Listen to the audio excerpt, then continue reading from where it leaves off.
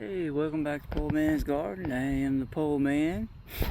I know what I said about being on camera more and not walking around rambling. I'm not going to ramble, I promise you. I'm going to show you these marigolds, and I am not going to be on the camera that much today. I'm a little short on time. It was hot today. It was in the 90s, so I got light fading, so y'all going to be looking at the marigolds more than me. And even much prettier. Okay, these are heirloom French marigolds. They're an awesome companion plant. Now you can also plant mint, which I wouldn't really recommend mint unless you have it in a pot beside the garden, because mint likes to roam and take over everything. But you can have basil. Lavender is a good one. But marigolds, I picked these because they are heirloom. You notice the bloom is right smaller than most of them. They're heirloom because they're not made to have big beautiful blooms or pretty smelling blooms. They rather stink if you look at them. If you smell them closely, it's not a pleasant smell. But they have very beneficial properties. They repel deer, rabbits, all kinds of pests like aphids. Trying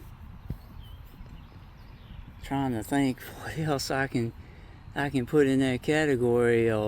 Certain types of flies. They also bring in beneficial, like ladybugs and parasitic wasps. Also, the dreaded hornworm. They're supposed to repel them too. So that's why they're right next to my tomato plants, which I have strong. I need to do a video about that. Don't worry, it's coming. But yeah, it's of course cucumbers are coming up. So, I had 7 pots. And I raised all of these from the seeds. So 3 are in the upper garden and 4 down there in the lower garden, because I'm rotating them this year. So the snaps, or green beans as most people know them as, are going down in the other garden.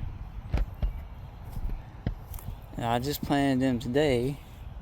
This is a little bit further along.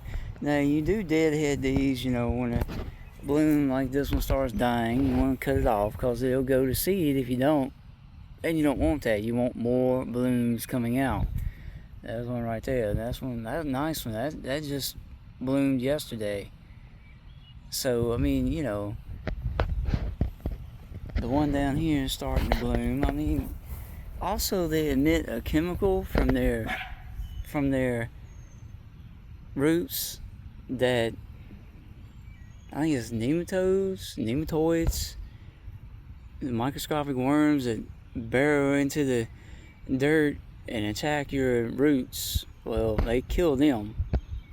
So yeah, that's why they're also over here at tomato plants. Don't laugh at my long gangly tomato plants. They're gonna stand up with this string. I stood them up more with the dirt than they were before, but yeah. The others down here, they just starting to bloom. These things done really good. I was really proud of myself. Now, if y'all aren't, oh well, But anyway, yeah, they're really beneficial to have in your garden. Isn't that? I don't know what's going on with it. I think it's just starting to grow some blooms, but I don't know what's going on with that thing.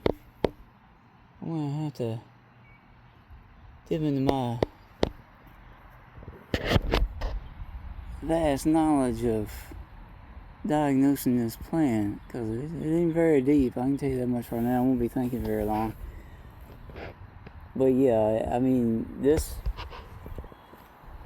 plant right here was infected with all kinds of aphids, and I think most of them are gone for the most part. Because there's a marigold right next to it. So you can tell, they were all over everything. And all over these pepper plants. These pepper plants have been through the ringer already. Now, I didn't grow these from seed. I did buy them from a little country store down the road.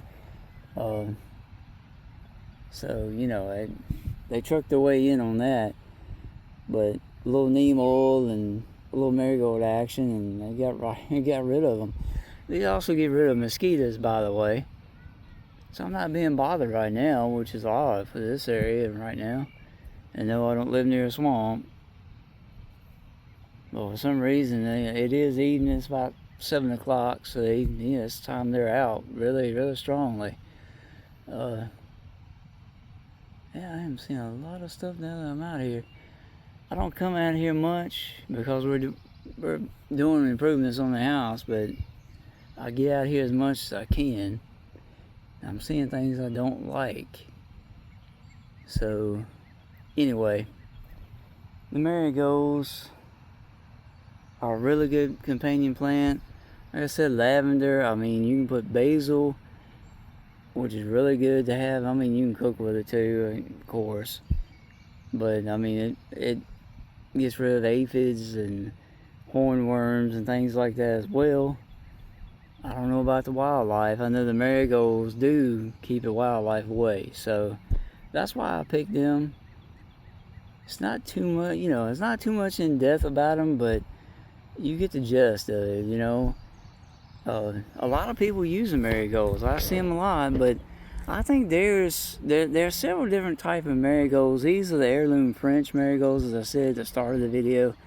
I see a lot of people with the big, the really big orange blooms. I think they might have bought them at Lowe's, but there are several different marigolds you can buy. I saw them, but they recommend the French marigolds are the ones that really do the repelling. So that's why I got them. They don't have as big of blooms, but they if you get down there and try to smell that bloom, you really wouldn't want to do it again. I mean, it's not a really pungent, stinking smell, but it is not what you expect. And I see why the rabbits and the deer and all that don't want to mess with it, don't want to be around it. I guess their schnauzers are a whole lot more sensitive than mine. But yeah, it's not a good smell. I just had to when it first bloomed to see what it was like, and yeah, I won't do that again. So I mean, it's very beneficial. It's very beneficial to have companion plants in your garden. I didn't have it last year, and actually, honestly, this is the first time I've ever tried this. And if it works good this year, then I'll do it for years to come. But if it doesn't, I mean, rabbits around here, they'll eat my bean seedlings when they come up. They'll start chewing the leaves on them. So that's why this garden down here has 4 just placed around in different places. We'll see what happens. If they don't repel the rabbits, then, next year they probably won't even be a thing. But I tried to do what I could to keep the aphids away, the hornworms from the tomatoes, and of course, the rabbits too. I don't know how they haven't touched the cabbage yet, but this is a Japanese pickling cucumber. The other one up there at the top of the garden is Tokyo Green. So I haven't grown either one of these. I know the Japanese pickling cucumbers aren't very big around, but they can grow up to 12 to 14 inches long. And that's what I like, because I have my grandmother's sweet pickle recipe, so yeah, they're gonna be put to good use. But yeah, I mean, they haven't touched them yet, so maybe the marigolds doing their duty. I haven't seen any rabbits around here, so not in the backyard anyway. So the marigolds and the dogs are doing their jobs.